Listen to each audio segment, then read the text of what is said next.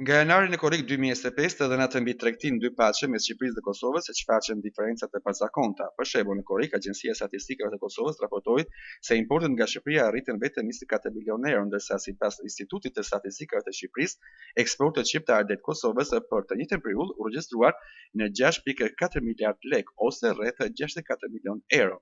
Pra, për të njëjtën kategori madhash, raportimi i Kosovës është 62% më i ulët se ai i Shqipërisë. Ky hendek nuk është i rastësishëm. Ai u thellua që nga janari këtij viti, kur Instat filloi të përfshinte si eksporte edhe mallra që thjesht kalojnë tranzit nëpër Shqipëri për tu dërguar, por që përfundimisht hyjnë në Kosovë. Ky riklasifikim e rriti dukshëm vlerën e eksporteve shqiptare drejt Kosovës duke krijuar një pamje më optimiste se realiteti. Për gjithë 7 mujorin e parë të 2025-s, sipas ASK-s, importet e Kosovës nga Shqipëria arritën rreth 180 milion euro. Instat nga ana tjetër deklaroi se eksportet shqiptare drejt Kosovës për të njëjtën periudhë ishin gati 410 milion euro, më shumë se dy fishi, ndërsa Kosova shënoi një rënje 13% të importeve nga Shqipëria krahasuar me 7 mujorin e 2024-s. Shqipëria raportoi një rritje prej 72% të eksporteve.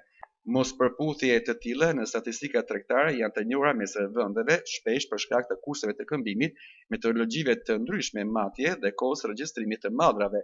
Por në këtë rast, burimet e monitorit theksojnë se diferenca është veçanërisht e theksuar për shkak të përfshirjes së mallrave tranzit si eksporte shqiptare, një praktikë që aktualisht po rishikohet.